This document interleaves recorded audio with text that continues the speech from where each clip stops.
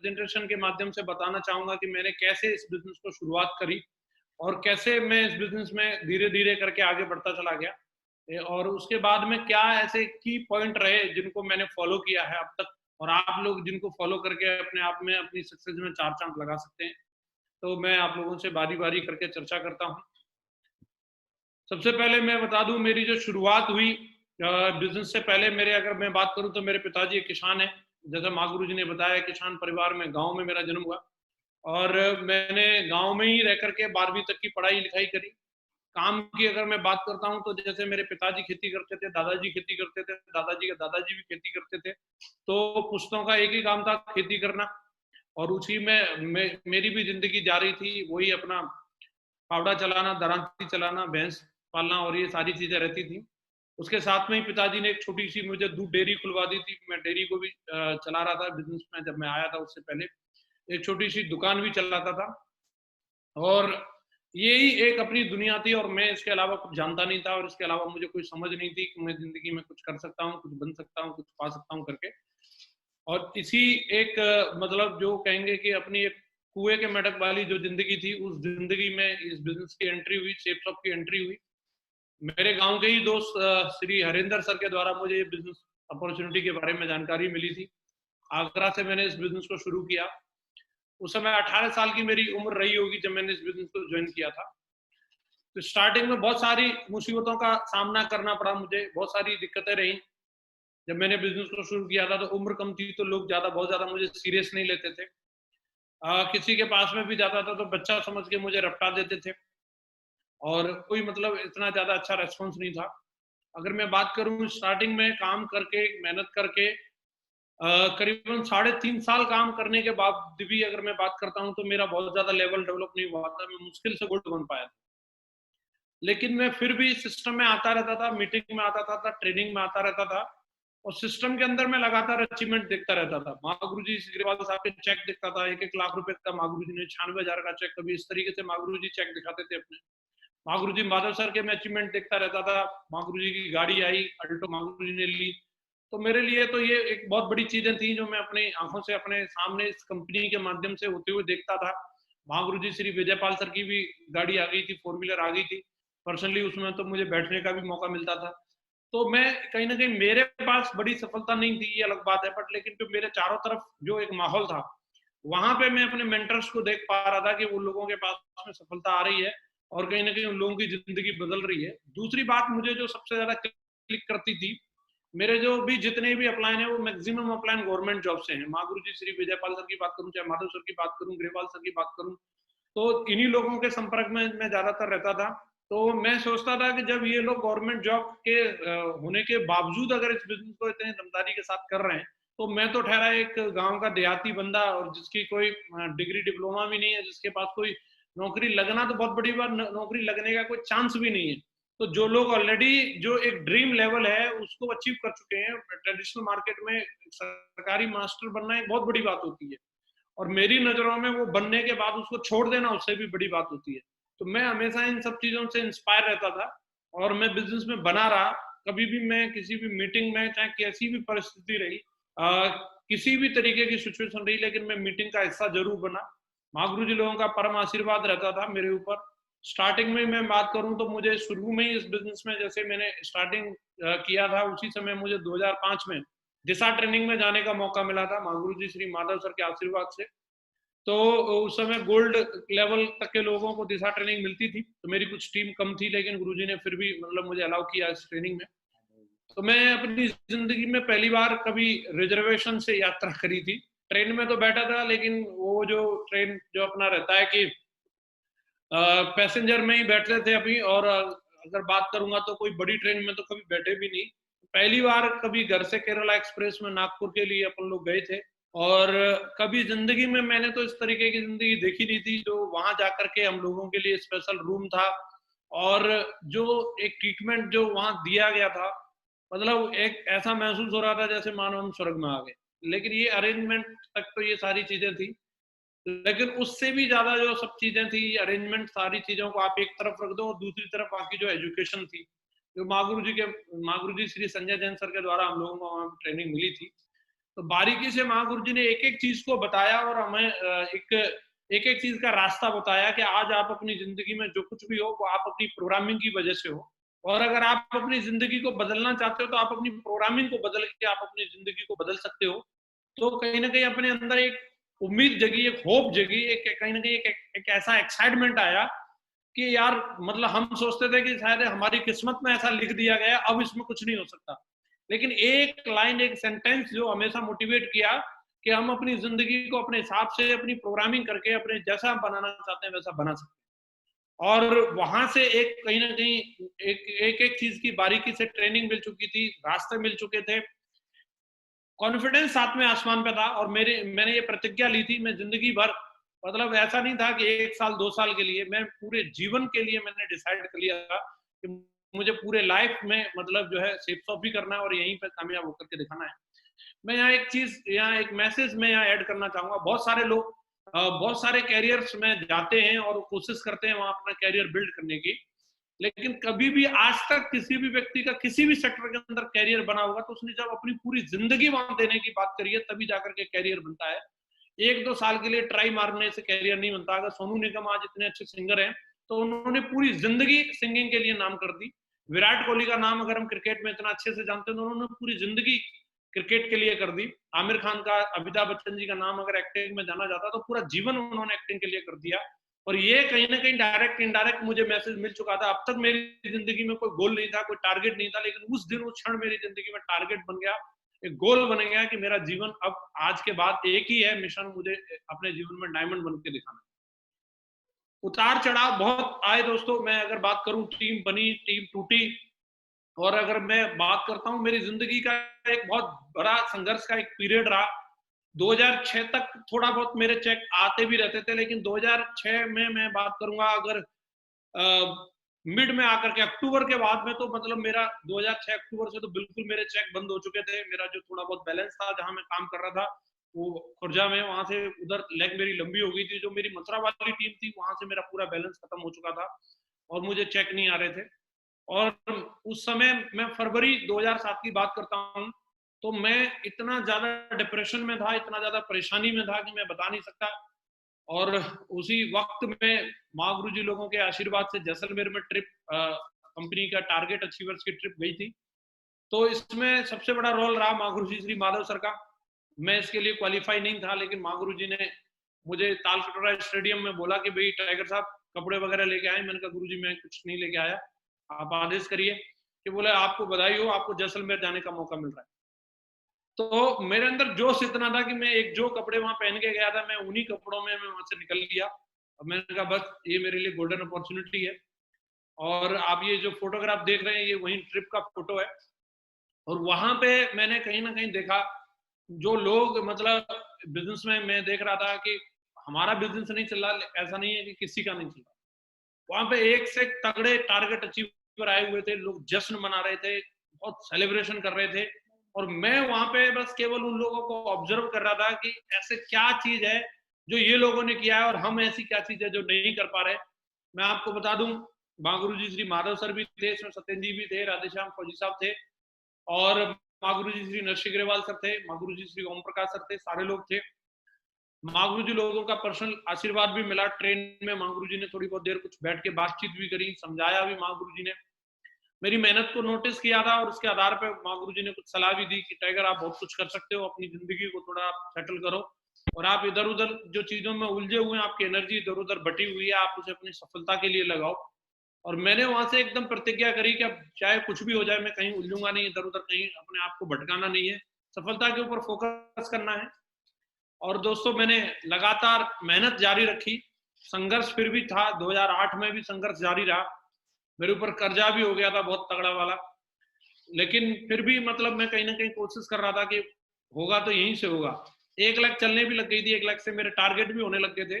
तो थोड़ी सी उम्मीद होती थी जब 1 लाख चल सकती है तो दूसरी लाख भी डेफिनेटली चलेगी, डेफिनेटली काम होगा।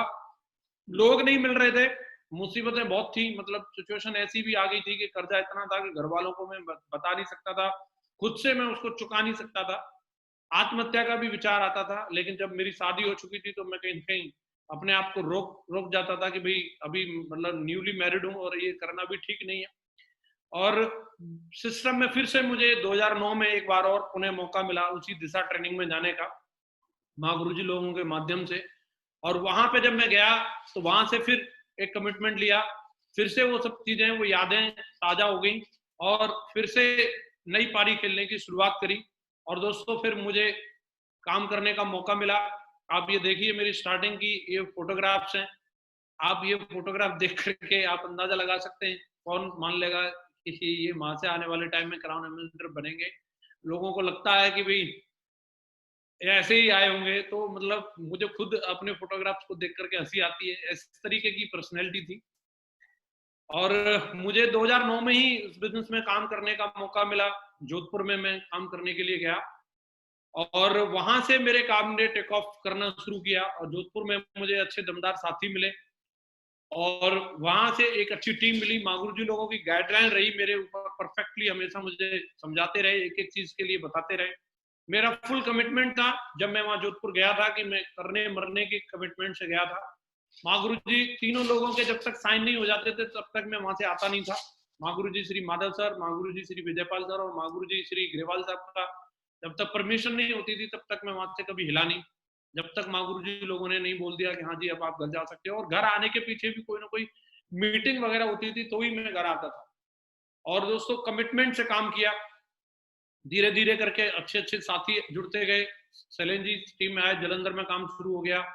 उसी दरमियान मुझे मौका मिला नेपाल, हम लोगों का ये टूर गया था, आप इसमें देख सकते हैं उस समय के हमारे फोटोग्राफ से। महागुरु जी की भी फोटो है इसमें। ये पहली हमारी विदेश यात्रा थी, पासपोर्ट नहीं था तो महागुरु जी ने जुगाड़ करके बोला बिना पासपोर्ट के नेपाल ही जा सकते हैं। महागुरु जी नेपाल लेकर के गए थे।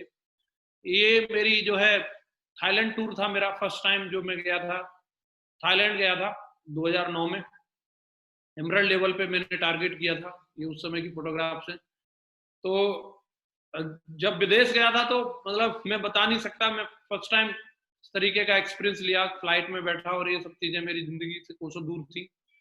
ये वो मेरी टीम है जहां मैंने जोधपुर में स्टार्टिंग की थी, जिन लोगों के साथ मैंने बिजनेस को शुरू किया था। और मैं आपको बता दूं, ये स्टार्टिंग में जब हमने लोगों ने वहां पे एक कमिटमेंट मीटिंग करी थी, एक कोड ट्रेनिंग करी थी और माँ गुरु जी का समय भी लिया था हमने, माँ गुरु जी की मीटिंग भी करवाई थी, श्री माधव सर वहां पे आए थे, उसके बाद माँ गुरु जी श्री ग्रेवाल साहब भी आए थे। तो हमारी टीम को बहुत जबरदस्त एक एक्साइटमेंट था और उन लोगों की कोड ट्रेनिंग करी थी। तो ये वो लोग हैं, उस समय इनका किसी का लीडर्स क्लब का, किसी का सिल्वर का, किसी का गोल्ड का। गोल्ड से तो शायद सैलिन जी थे गोल्ड लेवल पे, आई थिंक, और कोई नहीं था इनमें, और बाकी सब सिल्वर से नीचे नीचे के लेवल के लोग थे। एक कमिटमेंट वाली बात होती है और एक प्रतिज्ञा वाली बात होती है। उस समय ये प्रतिज्ञा ली और आज मैं उन्हीं लोगों को आपको दिखाता हूँ। उनमें एक एक व्यक्ति जो लोग थे मैं उनमें बता देता हूँ। पहला नाम मेरा खुद है, मैं आज खुद इस बिजनेस में 13-14 लाख की टीम का मालिक हूँ आज, माँ गुरु जी लोगों के आशीर्वाद से। क्राउन एम्बेसडर मेरा जो टॉप लेवल है कंपनी में, मैं वो पिछले साल ही अचीव कर चुका हूँ ऑलरेडी। दूसरे थे इसमें सैलेन जी जो ऑलरेडी क्राउन है इस बिजनेस के अंदर। इसके अलावा विकास यादव जी जो कि वो भी इस समय क्राउन है। इसके अलावा ओमवीर जी थे, वो भी ऑलरेडी मरकरी हैं। आरबी पाल जी वो भी मरकरी हैं। शंभू कुमार जी वो भी मरकरी हैं। वाई एस राठौर जी वो बिनस हैं। तो कंप्लीटली जितने लोग उस मीटिंग में थे, एक एक व्यक्ति की मैं बात कर रहा हूं, आप इसे फोटो देख लीजिए और आज के ये फोटोग्राफ देख लीजिए। एक एक व्यक्ति का जीवन बदल चुका है। आज ये सब लोग अपनी ड्रीम कार में चल रहे हैं, किसी के पास ऑडी है, किसी के पास बीएमडब्ल्यू है, किसी के पास जैगवार है, और आज ये अपने सपनों के घर में रह रहे हैं।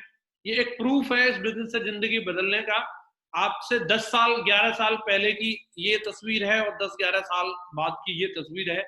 आज पूरे तरीके से ये सारे आर्मी पर्सन थे, मैं एक सिविलियन था, मेरे ऊपर इन लोगों ने भरोसा किया।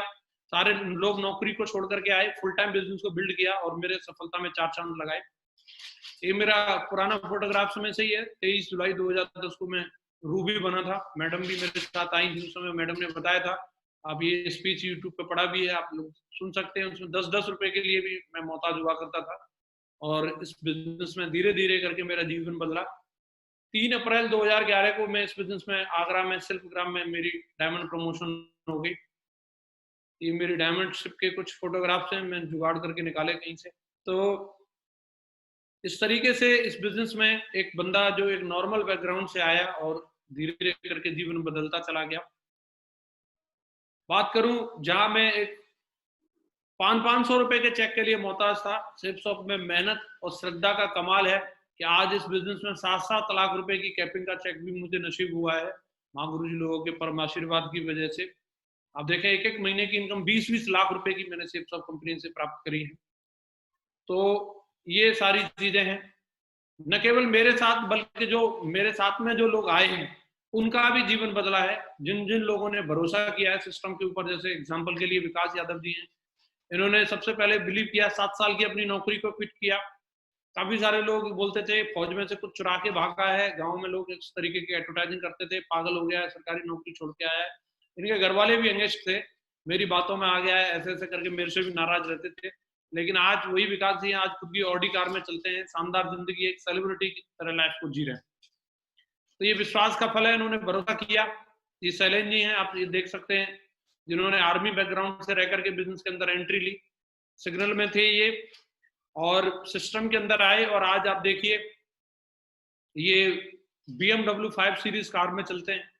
मथुरा के अंदर एक बहुत शानदार कॉलोनी में बहुत शानदार कोठी आज इन्होंने बनाई है, जिसका मैंने फोटो भी लगाया है यहाँ पे, और बहुत शानदार जिंदगी आज इस बिजनेस की वजह से जी रहे हैं। इसी श्रृंखला में जैसे कि मेरे साथ में ओमवीर जी आए, ये भी अपना 8वीं 10वीं कर करा करके फौज में भर्ती हुए थे। ज्यादा कोई नॉलेज नहीं थी बट लेकिन फौज में थे, सिस्टम पे भरोसा किया। आज देखो 60 जैसी कार है इनके पास, इंडिवर, 400 वर्ग गज के अंदर इनका मथुरा जैसे शहर में बहुत बढ़िया अच्छी फोर्स कॉलोनी के अंदर बहुत अच्छा मकान है, और आर्मी में ड्राइवर थे और आज देखो यहाँ पे एक सेंसा वाली जिंदगी को जी रहे हैं, आज किसी धन्ना सेठ से कम नहीं है। एक और मेरे साथ में मेरे साथी आए, मिस्टर लाल बहादुर शर्मा जी, जो बहुत ही गरीब व्यक्ति थे। जब बिजनेस में आए थे तो पैरों में ठीक सी चप्पल नहीं थी, और जिस व्यक्ति के पैरों में ठीक सी चप्पल नहीं थी, तन पर ढंग के कपड़े नहीं थे, जिनको सेफ शॉप को ज्वाइन करने के लिए जो अमाउंट चाहिए था उसको अरेंज करने में 6 महीने लग गए थे, और वो भी बेटी ने कुछ इंटर पास आउट किया था, वहां से जो पैसे मिले थे उससे इस बिजनेस को ज्वाइन किया था। और आज वो व्यक्ति इस बिजनेस में 40 लाख रुपए की फॉर्च्यूनर कार में चलता है। ग्रेटर नोएडा जैसी जो आज एक स्मार्ट सिटी के अंदर आज इनका 1 करोड़ रुपए का विला है खुद का, और आज 8 से 10 लाख रुपए महीने की इनकम लेते हैं और एक स्टार जिंदगी को जी रहे हैं। एक और हमारे दमदार साथी मेरे साथ में आए, मिस्टर कृष्णपाल चौधरी जी, जो कि राशन डीलर हुआ करते थे और बिल्कुल देसी आदमी हैं, राशन डीलर गांव में। और आज वही राशन डीलर आप देखिए ग्रेटर नोएडा के सिग्मा में आज इनकी बहुत जबरदस्त कोठी है, करोड़ों रुपए की जैगवार गाड़ी में चलते हैं आज ये, और लाखों रुपए महीने की, लाखों रुपए हफ्ते की इनकम है। ये सीरीज बहुत लंबी है मेरे पास इस तरीके के, जैसे माकू जी ने बताया करीबन 150-200 डायमंड आज मेरे नेटवर्क में हो चुके हैं। ये हमारे रणवीर जी हैं, एक अपने आप में मिसाल है, आप दोनों फोटोग्राफ से देख सकते हैं, अंदाजा लगा सकते हैं। जब बिजनेस में आए थे इनके दोनों पैर भी ठीक नहीं थे, अपने पैरों पर भी खड़े नहीं हो सकते थे, एक्सीडेंट में इनके पैर चले गए थे, और आज वो व्यक्ति इस बिजनेस की वजह से 23 लाख रुपए की गाड़ी में चलता है।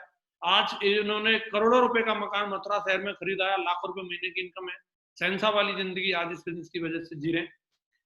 अनगिनत ऐसे एग्जाम्पल्स हैं दोस्तों, ये सेफ शॉप बिजनेस अनगिनत लोगों की जिंदगी बदल रहा है।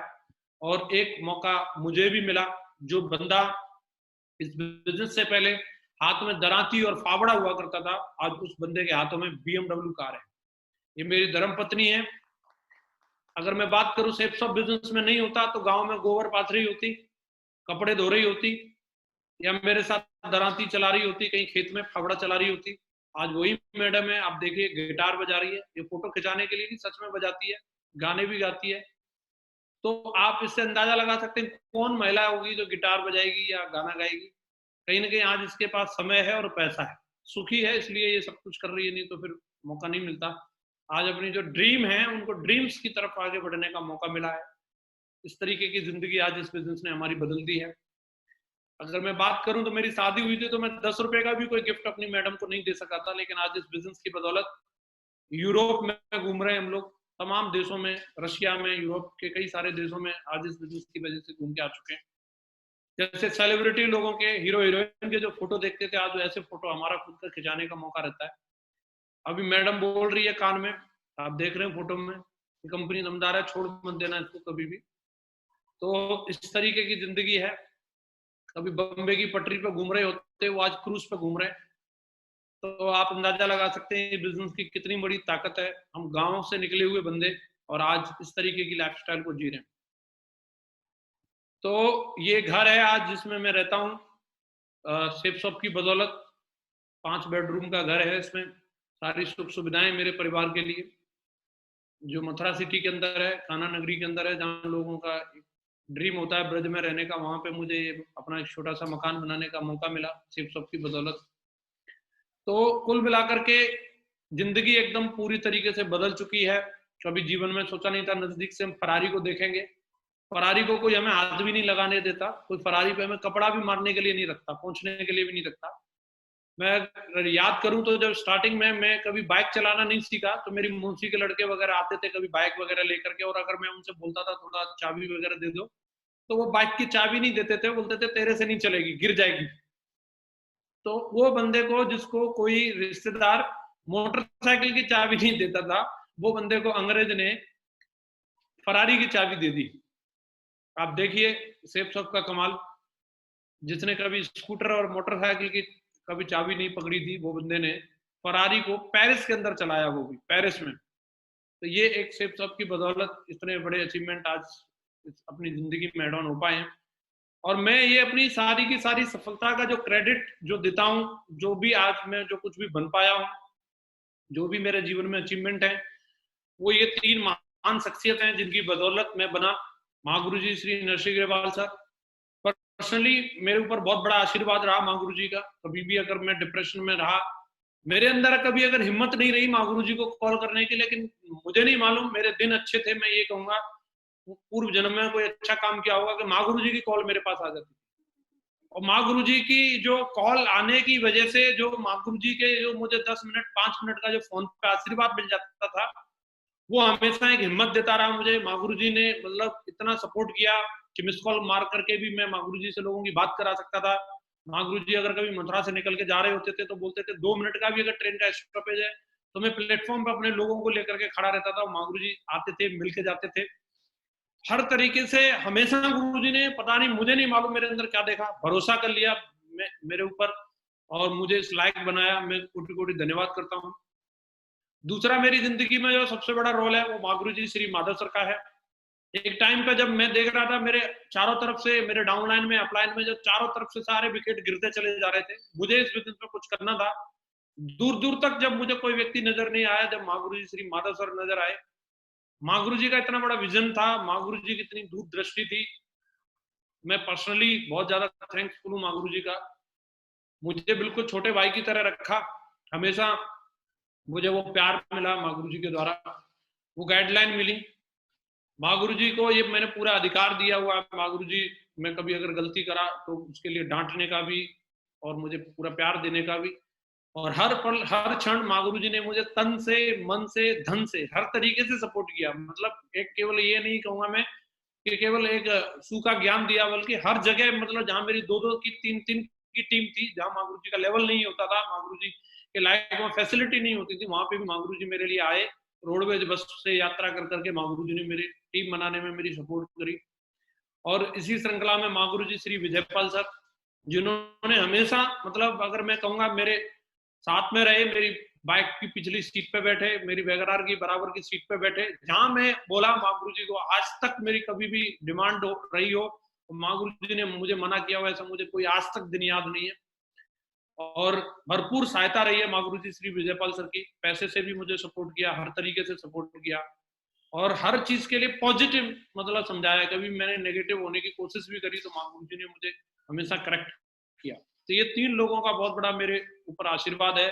मैं बहुत बहुत धन्यवाद करता हूँ माँ गुरु जी आप लोगों का, जो मेरे आइकॉन रहे, जो मेरे रोल मॉडल रहे, जिनको मैं हमेशा दूर से देखता था, जिन्होंने नेटवर्क मार्केटिंग में हमारे लिए एक मॉडल का जो काम किया है, जो एक हम लाइफस्टाइल जो जीना चाहते हैं, जिनको देख के हमने सपने बनाए हैं, वो माँ गुरु जी श्री संजय जैन सर हैं।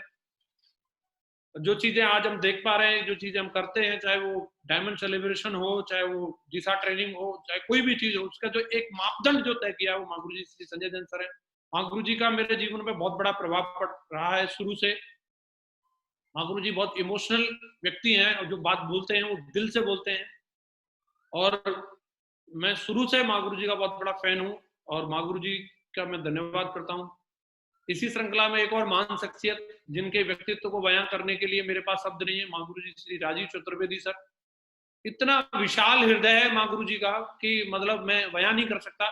मेरा ये सौभाग्य रहा है माँ गुरु जी के कभी अगर मुझे नजदीक रहने का 1-2 दिन का भी अगर मुझे मौका मिला, हर क्षण हर पल कुछ न कुछ मुझे सीखने के लिए मिलता है। इतना शानदार व्यक्तित्व है, इतना बड़ा दिल है माँ गुरु जी का, बहुत कुछ सिखाते हैं, बहुत नॉलेज रखते हैं माँ गुरु जी किसी भी क्षेत्र में। मैंने आज इतनी उम्र होने के बावजूद भी माँ गुरु जी के अंदर नॉलेज का भंडार है। मैं कभी भी मोबाइल के फीचर्स को लेकर के, फेसबुक में मेरे को कुछ नहीं आता था, माँ गुरु जी ने मेरी फेसबुक आईडी बनाई थी सबसे पहले। तो बहुत जबरदस्त मतलब नॉलेज का भंडार है। मैं सैल्यूट करता हूँ, माँ गुरु जी का बहुत बड़ा सपोर्ट हम लोगों के लिए रहा। दोस्तों अब मैं बात करूंगा थोड़े 10-15 मिनट आप लोगों से इस बिजनेस में क्या ऐसे की पॉइंट रहे जिनकी वजह से ये सफलता मेरे पास आई है। सबसे पहली बात मैं आप लोगों को बोलना चाहूंगा, जब तक इस संसार में अगर हम कामयाब और सफल होना चाहते हैं, दुनिया आपको तब तक पसंद नहीं करेगी जब तक आप स्वयं को पसंद नहीं करेंगे। मुझे लोगों ने बाद में स्वीकार किया कि मैं डायमंड हूं, मैंने खुद की नजरों में अपने आप को स्वीकार कर लिया कि मैं डायमंड हूं। चाहे मेरा ढांचा कैसा भी रहा, मेरी पर्सनैलिटी कैसी भी थी, मेरी डिग्री थी कि नहीं थी, मुझे कुछ आता था या नहीं आता था, लेकिन मैं बोलता रहता था I am diamond, I am diamond, I am diamond, I am diamond. ये जो मेरा जो भरोसा था, ये इस भरोसे ने मुझे इस बात का यकीन रहता था मैं 8 लाख कमाऊंगा। लोगों को नहीं लगता था कि मैं 8 लाख कमाऊंगा, लोगों को नहीं लगता था कि मैं BMW में चलूंगा, लेकिन मुझे लगता था। और ये मैं आपको सबसे पहला मैसेज देना चाहता हूँ, लोग दूसरे लोगों से पूछने के लिए जाते हैं कि सर आपको क्या लगता है मैं डायमंड बन सकता हूँ कि नहीं बन सकता हूँ। आपको किसी और से पूछने की जरूरत नहीं, आपको अपने आप से पूछने की जरूरत है। आपको लगता है तो आप डेफिनेटली इस बिजनेस में कामयाब हो सकते हैं। दूसरी बात, अगर आप इस बिजनेस में कामयाब होना चाहते हैं तो आपके पास एक दमदार कॉम्पिटिटर होना बहुत जरूरी है। मैं बहुत रोना धोना रोता रहता था और मैं हमेशा शिकायत करता रहता था कि मैं तो एक बच्चा हूं, मैं कैसे करूंगा और मेरे बस की बात नहीं है। मैं बोलता रहता था माँ गुरु जी श्री विजयपाल सर का टाइम दिलवाओ, माँ गुरु जी श्री माधव सर का टाइम दिलवाओ। और एक दिन मैंने कंप्लेन करने के लिए मैंने माँ गुरु जी श्री नरसिंह अग्रवाल सर को फोन किया। और मैं आज बताना चाहूंगा, माँ गुरु जी की परमिशन रहेगी तो उस बातचीत को, कभी जिंदगी में माँ गुरु जी ने मुझे डांटा नहीं, माँ गुरु जी ने कभी भी आज तक मतलब मेरे लिए कभी ऐसा कुछ बोला नहीं। लेकिन उस दिन जब मैं कंप्लेंट कर रहा था तो माँ गुरु जी ने मेरे को एकदम सख्त लहजे में बात किया। माँ गुरु जी ने बोला तू है लटूरा। मैंने कहा यार ये ऐसे तो कभी बोलते नहीं थे, हमेशा गुरु जी तो सर जी कह के बात करते थे, आज क्या बोल रहे हैं। तो मैंने कहा क्या कह रहे हैं गुरु जी, ये बोला हाँ, बोले यार ये तेरे बस का काम है ही नहीं, तू लटूरा है और तू कुछ कर नहीं पाएगा। और बोला तू ये उम्र का रोना रो रो करके ऐसे रोता रहेगा।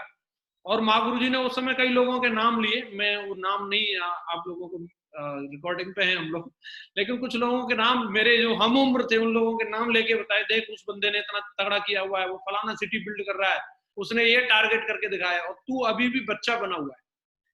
जैसे ही माँ गुरु जी ने उन लोगों के बारे में कुछ चीजें बोली तो एकदम से मेरा खून खोल गया और मैंने बोला माँ गुरु जी को कि अगर वो लोग करके दिखा सकते हैं तो डेफिनेटली मैं भी करके दिखाऊंगा।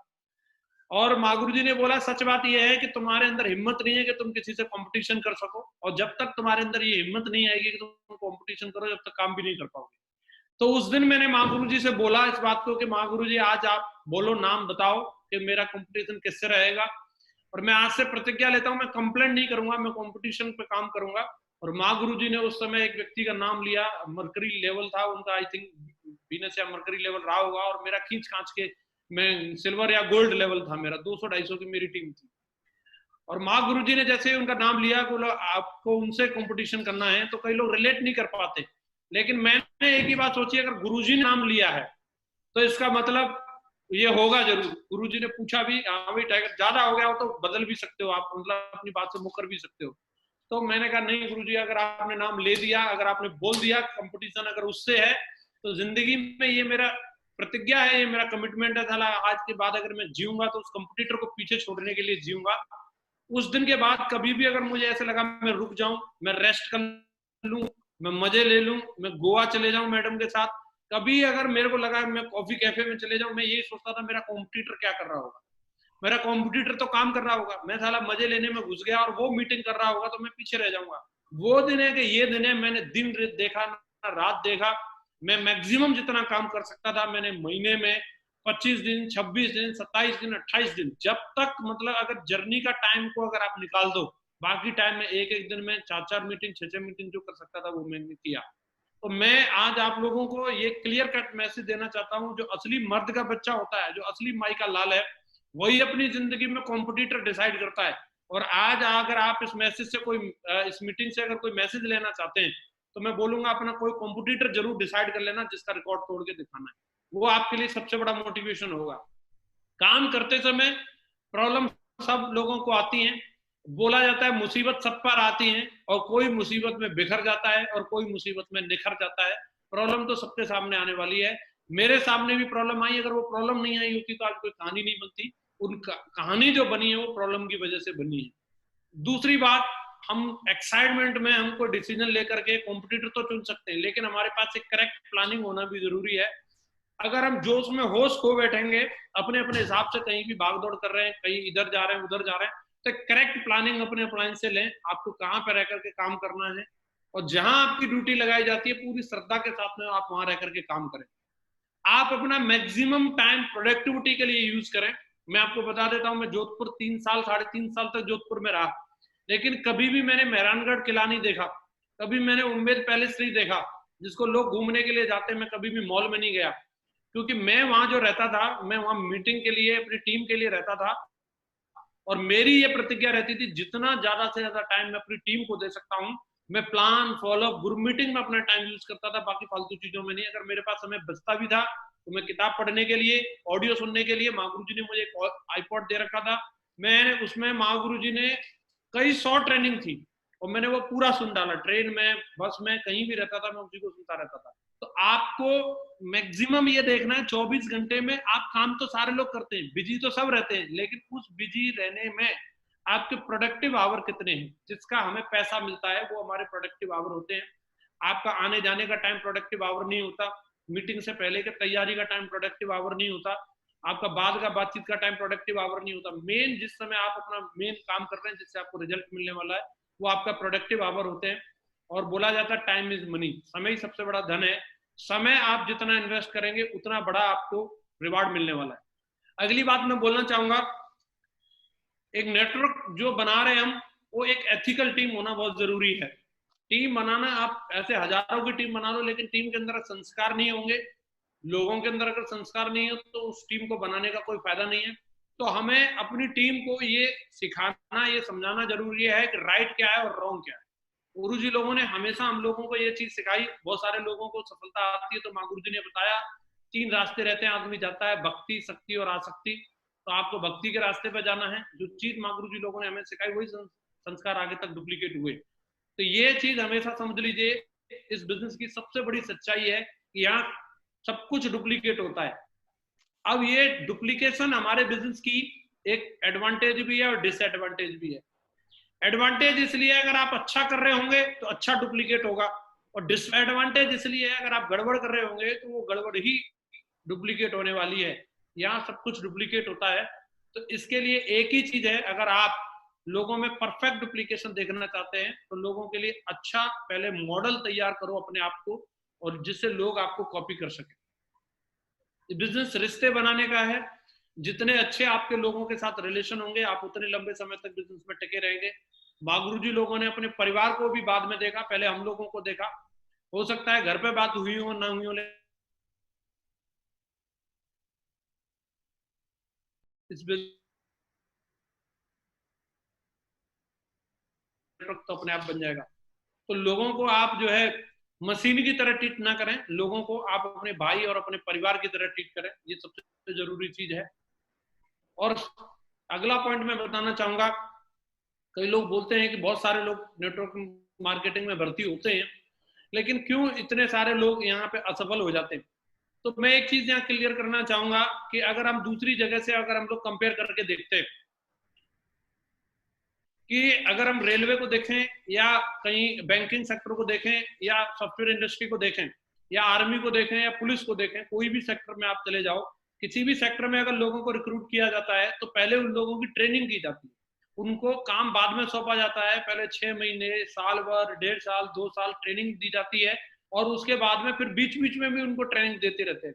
लेकिन हमारे बिजनेस में क्या होता है, हमारे यहाँ पे किसी भी व्यक्ति को भर्ती कराने के लिए उनका कोई टेस्ट नहीं लेते हम, ऐसे ही भर्ती करा देते हैं और दूसरे दिन से वो व्यक्ति काम पे शुरू हो जाता है। मतलब वो कोई ट्रेनिंग का इंतजार नहीं करता, आप कितना भी लोगों को बोलो। और जब व्यक्ति बिना ट्रेनिंग के कोई भी काम करेगा तो क्या होगा, कई बार वो सीधा भी करता है, कई बार उल्टा भी करता है। हम लोगों को समझाते हैं FIM के माध्यम से आप ट्रेनिंग में आना, लेकिन हर कोई आदमी इतना इंतजाम नहीं करता। और यही वजह है कि नेटवर्क मार्केटिंग में लोग ट्रेनिंग के महत्व को नहीं समझते, इसीलिए इस बिजनेस में नाकामयाब होते हैं। और जो लोग ट्रेनिंग का महत्व समझते हैं वो डेफिनेटली कामयाब होते हैं।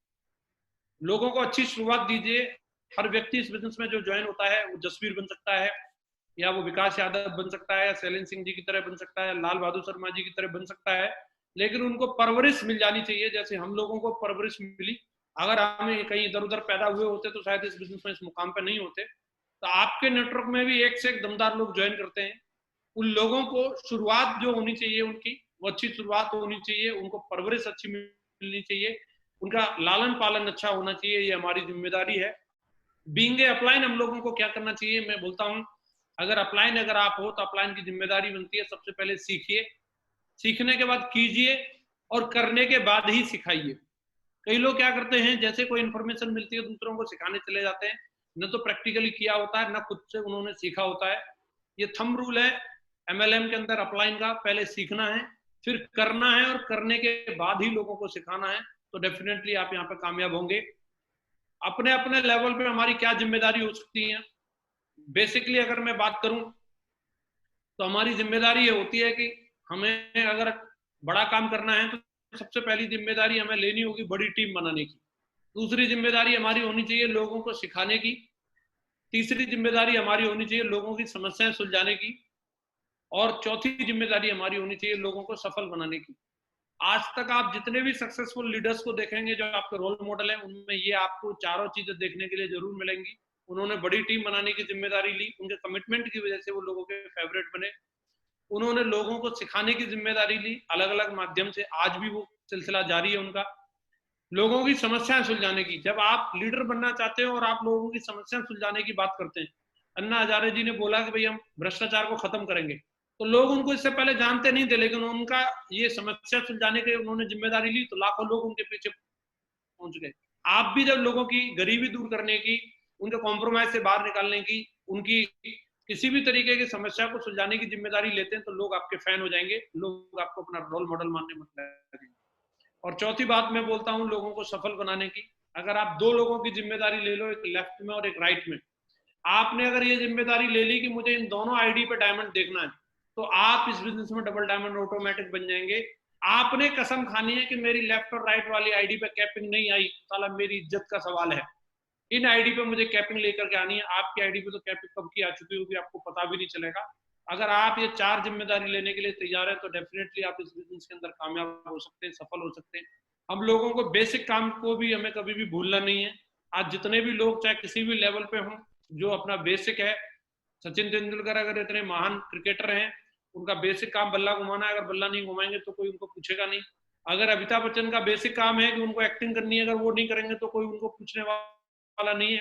माकुर जी बोलते हैं धोबी कितना ही सीनियर हो, कितनी बड़ी पूछ माला हो, लेकिन कपड़े नहीं धोएगा तो उसको भी पैसे नहीं मिलने वाले। ऐसे ही नेटवर्कर चाहे कितना भी बड़ा हो, लेकिन अपने ये बेसिक काम जो 4 बेसिक होते हैं हमारे, ड्रीम, लिस्ट, प्लान और फॉलो, ड्रीम, लिस्ट, प्लान और फॉलो, जो बंदा ये 4 बेसिक काम करेगा वो बंदा कभी चेक के लिए परेशान नहीं रहेगा। मैं मागुरु जी हमेशा ग्रेवाल सर से सुनता रहता था कि मेरा कभी चेक जीरो नहीं हुआ, तो मैं पूछता था ऐसा कैसे गुरुजी, तो गुरुजी बोलते थे यार टीम जो काम करेगी वो करेगी, लेकिन मेरा अपना पर्सनल जितना कोटा है उतनी डीडी तो मैं हर हफ्ते भेज ही देता हूँ। और जब से ये बात मुझे समझ में आई कि भाई मेरा भी कोई कोटा है, मेरी भी कोई कैपेसिटी है जितना मैं कर सकता हूँ, तब से फिर मेरा भी चेक जीरो नहीं हुआ। तो आपका भी अपना ये बेसिक जिम्मेदारी है कि आप अपना एक टारगेट सेट करें, अपनी लिस्ट बनाएं और आप उस पर प्लान भी दिखाएं और लोगों का फॉलोअप भी करें। 10 कोर स्टेप का पालन करें हमेशा, खुद को कोर बनाएं, अपनी टीम में भी मैक्सिमम लोगों को कोर डेवलप करें। आपकी असली टीम वो नहीं होती जो इंटरनेट पे दिखती है, बल्कि असली टीम आपकी वो होती है जो कोर होती है, जो वेन्यू पे दिखती है, मीटिंग में दिखती है और सेमिनार में दिखती है। 3 कार्डिनल रूल का पालन करना है, आपका चाहे लेवल कितना भी बड़ा हो जाए। इस बिजनेस में मैंने देखा जितने भी धुरंधर हैं, कई लोग आपको सोशल मीडिया पे मिलेंगे, वो बोलेंगे साहब मेरा लेवल डायमंड का था और मैंने सिर्फ सब छोड़ दिया या मैं नाकामयाब हो गया, कोई डबल डायमंड भी ऐसे भाषण दे रहा होगा। मैं आपको बता देता हूँ, कई लोग भ्रमित हो जाते हैं। किसी भी व्यक्ति का किसी भी लेवल पर अगर नेटवर्क टूटा है या कोई भी व्यक्ति नेटवर्क मार्केटिंग में असफल हुआ है, तो उसकी वजह जो होती है वो कहीं ना कहीं कार्डिनल रूल को फॉलो नहीं किया, इस वजह से टीम टूटती है। यहाँ डंके की चोट पे 15-16 साल से काम कर रहे हैं और दमदारी के साथ काम कर रहे हैं, कार्डिनल रूल को फॉलो करते हैं और कार्डिनल रूल को फॉलो करवाते हैं। मजाले कि कोई बंदा बोल दे कि साला असफलता मिल गई। और मैं आज आपको क्लियर कट मैसेज देता हूं, भले वो सामने वाला बंदा इस सच्चाई को स्वीकार ना करे, वो बातें बोल सकता है सेल्स ऑफ में कमी थी, अपलाइन में कमी थी, सिस्टम में कमी थी। असली बात ये नहीं, अगर असली बात ये होती तो इसी कंपनी में माँ गुरु जी ग्रेवाल साहब, माँ गुरु जी जैन साहब, माँ गुरु जी चतुर्वेदी सर, माँ गुरु जी माधव सर, लाइन लगी पड़ी है। ऑडी, बीएमडब्ल्यू, जगवार, मर्सिडीज, आप सौभाग्य प्रोग्राम के अंदर आपने देखा था लाइन लगी है, पार्किंग फुल हो गई। इतने सारे लोगों को सफलता कैसे मिल रही है? तो कहीं ना कहीं कंपनी वही है, सिस्टम वही है, अपलाइन वही है। जो व्यक्ति कार्डिनल रूल का पालन नहीं करेगा उसको सफलता नहीं मिलेगी, कार्डिनल रूल पर जो डटा रहेगा उसको सफलता जरूर मिलेगी। प्रगति सूत्र में इसके बारे में माँ गुरु जी ने बहुत डिटेल में बड़ी बारीकी से एक एक बात को लिखा है, आप उसको पढ़िए और उसका आप दमदारी से लोगों को भी पालन कराइए। और अगला स्टेप है 3 पावर्स। अगर हम लोग कामयाब होना चाहते हैं, power of submission, power of spoken word और पावर ऑफ यूनिटी, इन तीनों चीजों को हमें समझना है और इन 3 पावर्स का इस्तेमाल करना है। जितने सक्सेसफुल लीडर हैं उनके पीछे ये वजह है, डायरेक्टली इनडायरेक्टली उन्होंने इन तीनों कामों को किया। स्पोकन वर्ड का उन्होंने अच्छे से इस्तेमाल किया, यूनिटी को मेंटेन करके रखा और हमेशा सबमिशन रहे उस सिस्टम के लिए, अपने अपलाइन के लिए। दैट्स वाई वो लोग आज इतने सक्सेसफुल हैं। और आप भी अगर ये काम करेंगे तो आप भी डेफिनेटली कामयाब होंगे। कई लोग इस वजह से भी नाकामयाब रहते हैं, उनके पास कोई एक अगला टारगेट नहीं होता। तो आप एक नेक्स्ट टारगेट लेकर के काम करो। कई लीडर जो है एमरल्ड टोपाज बन के एकदम से भ्रमित हो जाते हैं, कोई छोटी मोटी गाड़ी ले लिया या उन्होंने छोटा मोटा कोई ट्रिप करके आ गए, उसी में वो फटे जाते हैं। तो मैं बोलना चाहूंगा कि आपका टारगेट होना चाहिए आपकी अगली गाड़ी कौन सी होगी। और बिजनेस कार अगर आपने ले लिया तो ड्रीम कार का आप अपना टारगेट सेट करें। दूसरा, आपका ड्रीम हाउस, आपका अपना खुद का घर होना चाहिए। कब आपका अपना घर होगा आप उसके लिए टारगेट सेट करें। आपने विदेश यात्रा, अगर आपके पासपोर्ट के ऊपर ठप्पा नहीं लगा है तो आपका ये टारगेट होना चाहिए कि आपका कब आपके पासपोर्ट के ऊपर ठप्पा लगने वाला है। ये प्रतिज्ञा लेकर के काम करना है, हर हाल में उस पर ठप्पा लगेगा। जाते जाते मैं एक ही बात बोलूंगा, अगर आज आप कमाई से ज्यादा मेहनत करते हो तो बहुत जल्द मेहनत से ज्यादा कमाई करने वाले हो। इस बात को हमेशा ध्यान रखना। जिंदगी में अगर आज हम लोगों को जितनी मेहनत करते हैं उतनी कमाई नहीं हो रही, टेंशन मत लेना, वो दिन बहुत जल्दी आने वाला है कि जब आप मेहनत कम कर रहे होंगे लेकिन उससे ज्यादा आपको कमाई आ रही होगी, आपके पास पैसा आ रहा होगा। ऐसी मेरी ओर से बहुत बहुत शुभकामनाएं आप लोगों के लिए। आप लोग इस बिजनेस के अंदर नाम रोशन करें, एक से एक बड़ी बड़ी ऊंचाइयों को हासिल करें। मैं आप लोगों के लिए कामना करता हूं, आप स्वस्थ रहें, मस्त रहें और व्यस्त रहें। ऐसी शुभकामनाएं।